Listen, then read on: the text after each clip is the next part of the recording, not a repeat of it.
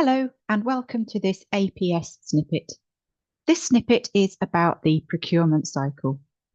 The procurement cycle is a fundamental model that you'll need to learn. It will come up in every module throughout every level of your SIPS journey.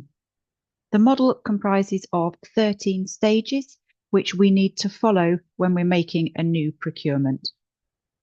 So the first stage of the procurement cycle is define business needs and develop a specification.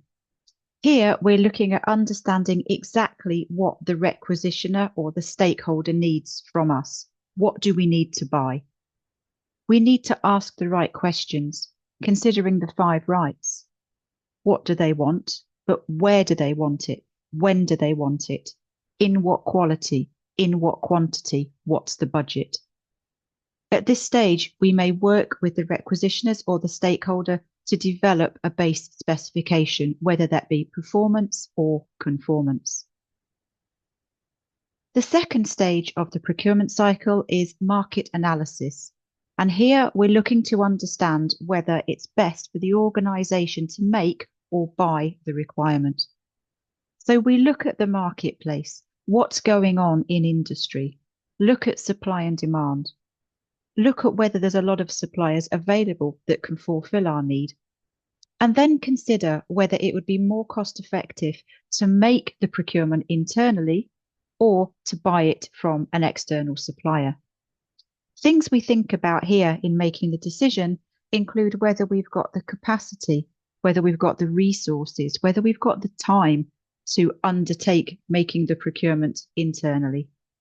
If we haven't, or if the business simply doesn't want to, then we will look to buy from an external supplier. Moving on, stage 3 is develop the plan and the strategy.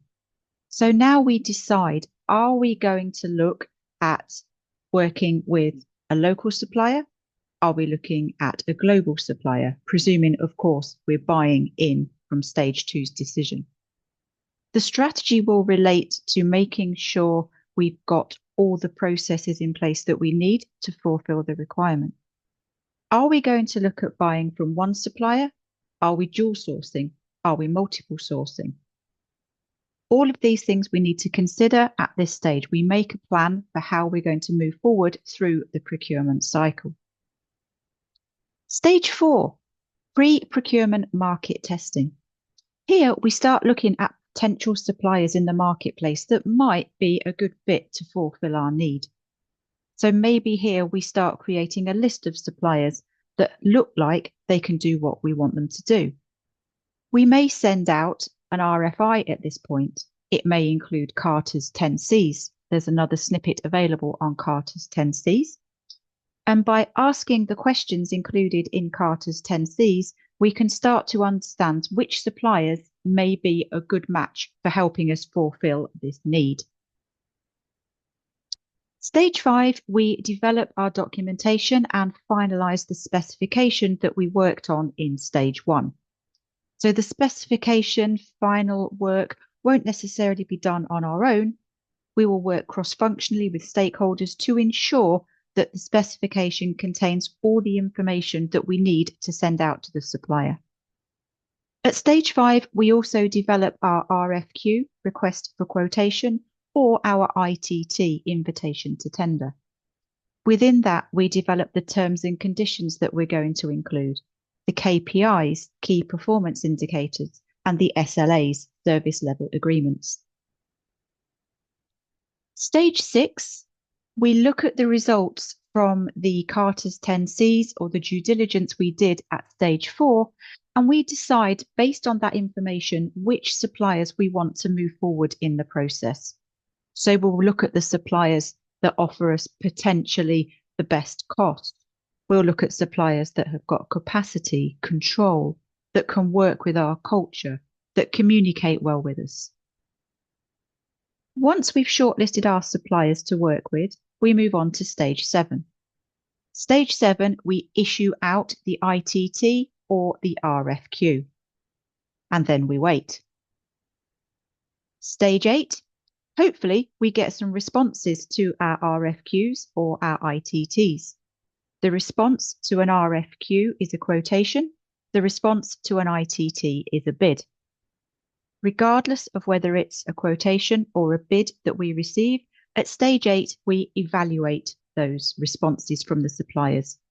We evaluate them based on our predetermined criteria.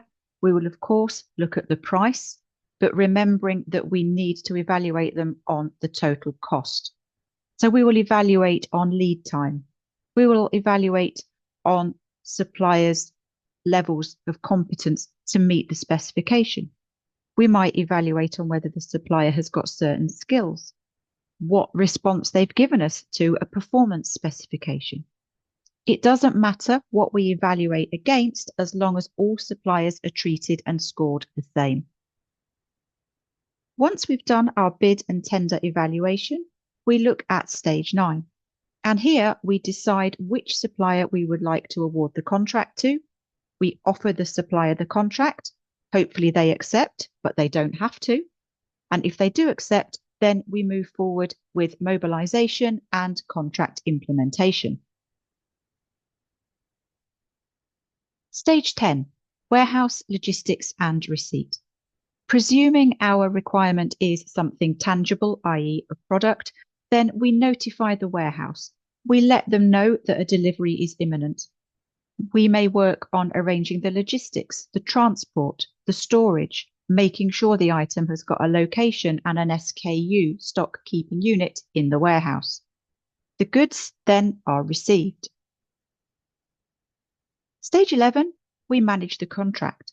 So we look at what we wanted from the supplier. We evaluate the KPIs that we agreed and wrote in stage 5, and we look at whether the supplier is performing. Maybe we've got an OTIF KPI, on time in full. Maybe we've got a KPI to suggest that we only want a certain percentage of defects. So here we're managing the contract. Is the supplier doing what we expect them to do? The penultimate stage is stage 12. So here we're looking at managing the supplier relationship. We're looking at building a relationship with the supplier. Of course, it will depend on the nature of what we're procuring as to the level of development of relationship we need. If it's a one-off procurement, then we're probably not going to work very, very closely with developing a relationship with the supplier, especially if it's a low value item. If it's something that's strategic or core to our business, then we'll work at managing the relationship to try and achieve a collaborative approach. And the final stage is asset management. Here we look at what we've bought, we evaluate whether we've got enough in stock to see us through, or do we actually need to start the process again and evaluate the specification, go to market, replace the orders, and start the whole system again. Now, depending on what you're buying, depends normally on where you start on the procurement cycle. If it's a new buy, a straight rebuy, then we always start at stage 1. If it's a modified rebuy, then we're more likely to go into the cycle at a later date because we already have the suppliers. We might just need to change part of the specification, so we may go in at stage 5. If it's just a complete rebuy, then we will probably go in straight away at awarding the contract at stage 9, i.e. placing a repeat purchase order. That concludes this snippet on the procurement cycle.